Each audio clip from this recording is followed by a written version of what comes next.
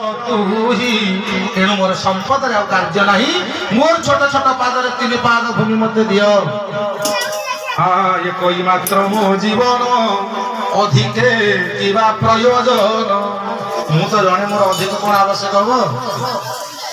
श्री सुखवाच मंत्र विपर जहूँ भासी से वाक्य शुणी बड़ी हसी बोलई धरी कुश पानी तो पाद प्रमाणे धरणी देवई सत्य मो वचन गोविप्र तो सचित्ते घेन कहले ठीक अच्छे ब्राह्मण देवता आपण जदि चाहूचंती आपण पादरे तीन पाद भूमि मोठार दान नेबे ताले मु देबी। कहले संकल्प कर बाबू जदि संकल्प कर। संकल्प आरंभ हैला देवई सत्य मो वचन गोविप्र तो सचित्ते घेन शुक्र जे बलि पासे थिला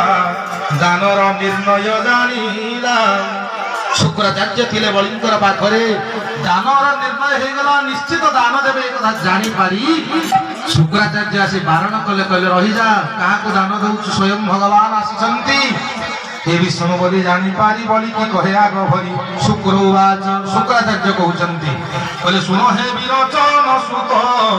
तोर देखिली विपरीत पात्र पात्र तू न जानू विप्रंकु दाने परिमाण देख ये प्रभु भगवान शरीरे दिशई बामन बामन सिना देखा छोटिया दिए स्वयं भगवान